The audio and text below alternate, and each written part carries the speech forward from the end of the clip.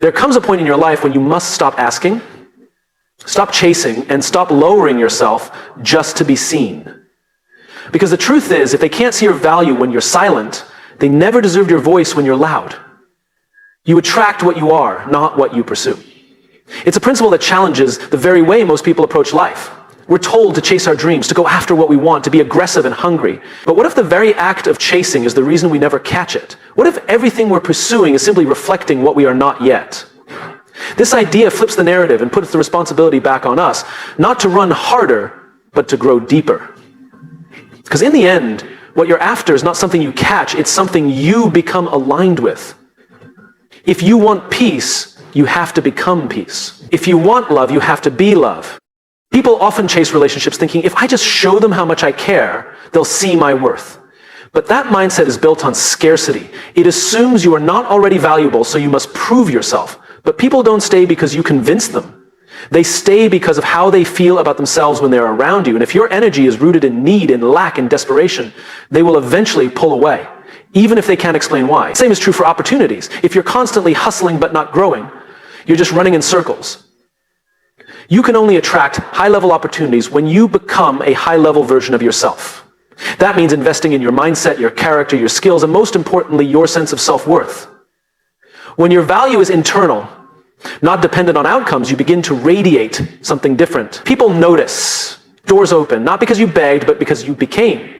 Attraction is quiet, it's magnetic, it doesn't beg, it doesn't convince, it simply is. Think about a lighthouse. It doesn't run up and down the shore trying to guide the ships. It just stands there, solid and bright. And the ships come because the light is consistent and strong. That's what it means to stop chasing and start becoming. The truth is, chasing is exhausting. It's rooted in fear. Fear that if you don't act now, you'll miss your chance. But purpose has no deadline. The right people, the right moments, the right breakthroughs, they don't respond to panic, they respond to preparation. And when you're prepared, you don't chase. You wait, you attract, you receive. This doesn't mean you sit back and do nothing. It means you shift your focus. Instead of trying to manipulate the world outside you, work on the world inside you. Heal the parts of you that feel not enough. Strengthen the parts of you that are growing. Replace your craving for attention with a craving for alignment. When you do this, you won't need to pursue people or things to feel worthy. You'll already be enough. So ask yourself, what am I attracting right now? Not what do I want. What am I drawing in by the way I live, the way I think, the way I treat myself? Because the world is not giving you what you beg for. It's mirroring back what you believe about yourself. Become someone who naturally draws in what you once had to chase. Because the goal is never to catch something just to prove your worth. The goal is to grow into someone who no longer questions it. Self-respect sets the tone for all relationships. Not just the romantic ones. Not just your friendships, all of them. Professional, familial, casual interactions, and most importantly, the relationship you have with yourself. Because how you treat yourself teaches others how to treat you. People mirror the energy you bring. If you respect your time, your boundaries, your values, others are more likely to do the same. But if you constantly tolerate being disrespected just to keep the peace, you slowly lose your voice and eventually your identity. The most dangerous thing you can do in any relationship is compromise your self-respect in exchange for connection. Yet many people do this without realizing it. They stay quiet when something bothers them. They say yes when they want to say no. They overextend themselves, hoping that being nice enough will earn them love or loyalty. But the truth is, if someone only values you when you shrink, it's not connection, it's control. There's a major difference between being kind and being a doormat. Kindness has strength. It's a choice. It comes from a full place. But people-pleasing often comes from fear, a fear of abandonment, rejection, or being seen as difficult. But let me be clear. Every time you choose to betray yourself to keep someone else, you teach them that your needs don't matter. And once you've set that precedent, it's hard to undo. You can't be mad at someone for crossing a boundary you never enforced. But the reason self-respect matters so deeply is because it creates a filter. It keeps the wrong people out and allows the right people to stay. When you respect yourself, you naturally repel manipulation, guilt-tripping, and emotional games. You stop tolerating half-effort and inconsistent energy. You stop explaining your worth and start expecting people to recognize it on their own. And that shift, when it happens, is powerful. You no longer chase closure from someone who ghosted you. You no longer beg someone to stay when their actions show they've already left. You stop over-explaining your decisions to people who were never invested in your well-being to begin with.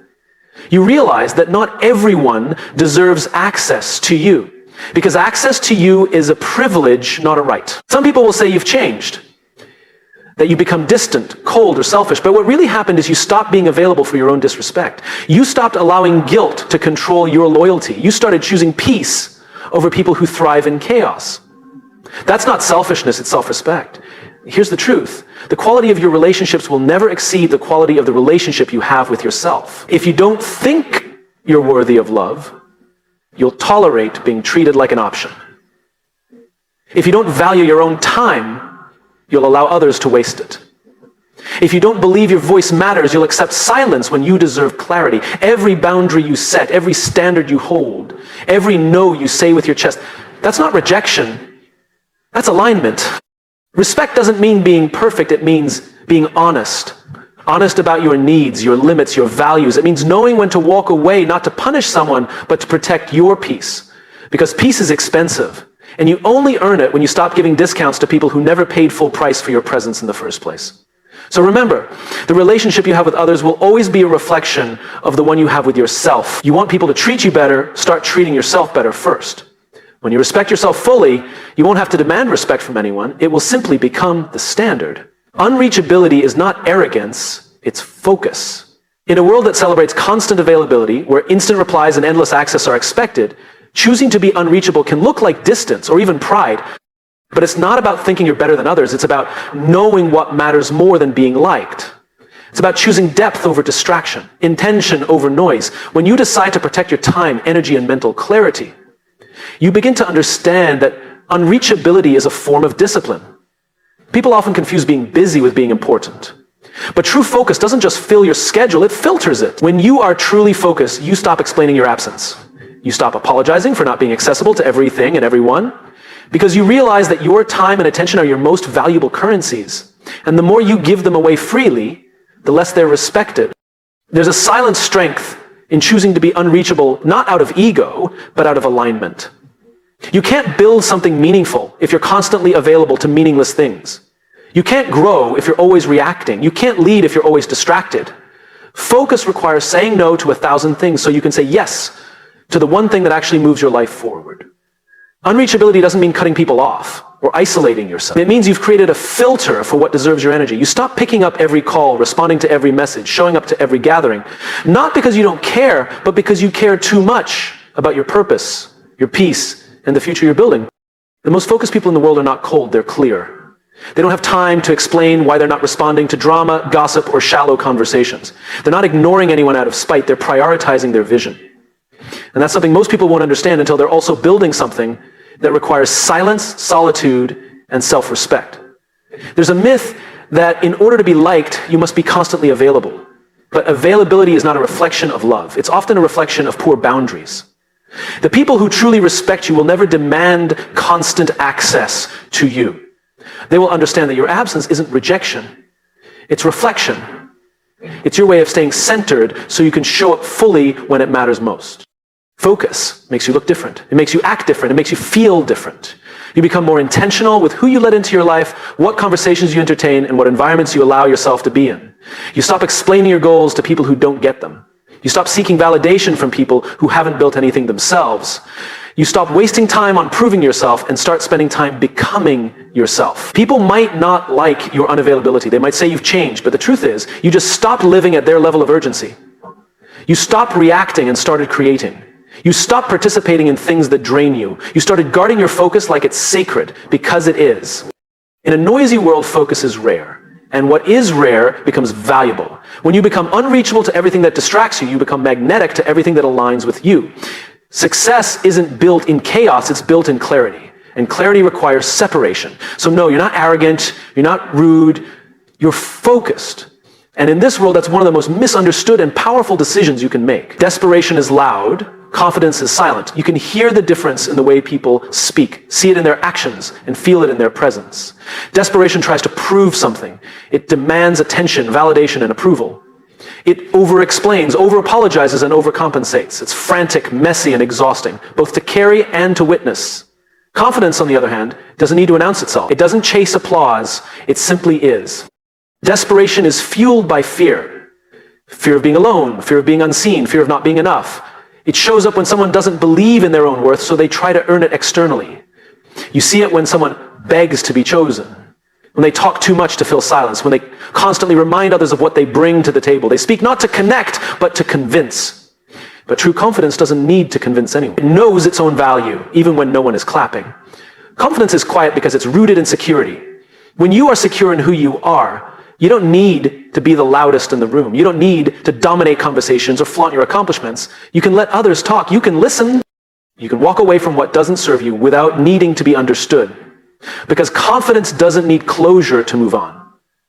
It doesn't beg for clarity where there is none. It accepts what is and chooses peace over pride. In relationships, this dynamic is especially clear. Desperation clings. It texts back instantly, panics over delayed responses, and reads silence as rejection. It overgives in hopes of being appreciated, but confidence allows space. It doesn't rush to fill every gap. It trusts that what's meant will remain, and that needing less often attracts more. Confidence doesn't fear the absence of others. It respects its own presence enough to stand alone if needed. Your goals and career, desperation shows up when you chase every opportunity without discernment. When you try to be everything to everyone, when you accept roles, deals, or treatment far beneath your potential just because you're afraid nothing better will come. But that mindset only creates more scarcity, because desperation communicates that you don't believe in your own path, so why should anyone else? Confidence waits. It builds. It prepares in silence. It doesn't need to broadcast its every move. It knows that real growth happens behind the scenes, that results speak louder than updates, that the ones doing the most rarely talk the most. You don't see the roots growing, but they are. You don't see the sculptor's process, but the statue is being formed. Confidence is built in those hidden moments, the ones no one claps for. Nation screams, please notice me. Confidence whispers, I'm already enough. And that shift from noise to knowing changes everything. It changes how you walk into rooms. It changes how you handle rejection. It changes how you see yourself when things fall apart. Confidence says, even if I lose, I'm still worthy. Desperation says I need a win, or I have nothing. So if you find yourself being loud, frantic, or constantly proving to yourself, what am I afraid they won't see in me? Then turn inward. Start building that thing for yourself, within yourself. Because when you know who you are, you stop chasing, you stop begging, you stop explaining. And that silence, that stillness, that's not weakness. That's the quiet power of someone who no longer needs to shout to be heard. Your time is your currency. Spend it like you mean it. Every second you give away, every moment you invest, every hour you dedicate, you are spending something you can never get back. Time is the one resource you can't earn more of. You can rebuild your finances, recover from setbacks, even repair relationships, but once a moment is gone, it's gone forever. That's why how you spend your time says more about your values than any words you speak. People don't realize how expensive their habits are. They waste hours scrolling through meaningless content, engaging in empty conversations, or staying in situations that drain them simply because it's familiar. But just because something is comfortable doesn't mean it's worth the cost. And if you're not intentional, your life will be filled with things that have little return on investment. People who take more than they give, tasks that lead nowhere, and distractions disguised as entertainment. We live in a world that glamorizes hustle, but undervalues purpose. Being busy has become a badge of honor, even if what you're busy doing leads nowhere. But being busy and being intentional are not the same. One drains you, the other builds you. One fills your calendar, the other fuels your growth. You don't get paid in hours, you get paid in impact.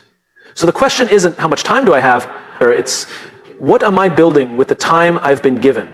You have to become the accountant of your own time. Audit your days like your future depends on it, because it does. Who's getting the best of you? Who's getting too much of you?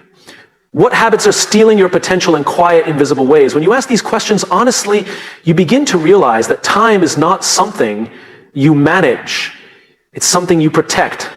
Don't spend your time proving your worth to people who won't even notice when you disappear. Don't invest hours in pleasing everyone except yourself. Don't burn your energy on paths that aren't aligned with where you want to go. Start treating your time like it's sacred, because it is. Every second is a seed, and the way you plant those seeds determines the life you harvest. So stop giving away your most valuable currency to things that don't pay you back in growth, peace, or purpose. Live like your time matters, because when you do, everything around you starts to rise to meet that standard. The goal is not to be liked, it's to be respected. For most of our lives, we're conditioned to believe that being liked is everything. We're taught to avoid conflict, to make people comfortable, to smile even when we're uncomfortable. We learn to shrink ourselves just enough so we don't offend, to blend in so we don't stand out too much. And in the process, we begin trading authenticity for approval. But here's the truth. Being liked is fleeting. Being respected is lasting. Being liked is often about being agreeable, being easy to digest, being who people want you to be, even if it's not who you truly are. It's about saying yes when you mean no, laughing at jokes you don't find funny, tolerating treatment you don't deserve. But the more you prioritize being liked, the more you lose touch with yourself. And at some point, you look around and realize that people like the version of you you've performed, not the person you really are. Respect, on the other hand, doesn't require performance. It doesn't demand perfection or constant approval. It is earned through consistency, clarity, and conviction. When people respect you, it's not because you always made them comfortable. It's because you stood for something. You drew a line. You had standards and kept them, even when it was inconvenient, even when it made you unpopular. Respect comes when you value yourself enough to walk away from what doesn't align. It comes when you communicate your boundaries without apology. It comes when you stop tolerating the bare minimum just to keep the peace. Respect is quiet. It's not loud or boastful. It doesn't need applause. It just is. And it's built in the moments where you choose truth over being liked, integrity over fitting in. People might not like you for being honest, direct, or firm, especially if they've benefited from your silence in the past. But that's okay. Respect sometimes costs popularity. Not everyone will celebrate your growth. Not everyone will applaud your standards. And not everyone will stay when you stop bending. But the ones who matter, the ones who are aligned with who you really are, they will not only respect you for it, they'll rise to meet you there. There's a difference between being kind and being liked. You can be kind and still have strong boundaries. You can be compassionate and still say no. You can be loving and still hold people accountable. Being respected doesn't mean being cold. It means being clear. It means showing up with integrity, not just when it's easy, but especially when it's hard. People don't respect those who constantly try to please everyone. They may use them, they may like the convenience, but they don't respect them. Respect is earned when you live with principle, when you follow through, when your words match your actions, and more importantly, when you respect yourself, others take notice. You teach people how to treat you by how you treat yourself. Through the standards you keep, the boundaries you enforce, and the energy you allow into your space. So let go of the need to be universally liked. It's impossible. And more importantly, it's not the goal. The people who make real impact, who lead, who inspire, they are not always liked. But they are always respected because they didn't come to play a part. They came to be real. Respect is built over time, but it starts with one decision. The decision to stop diluting yourself to fit into spaces you've outgrown. You're not here to be liked by everyone. You're here to be true to yourself. And when you do that relentlessly, you may not be everyone's favorite, but you'll be unforgettable.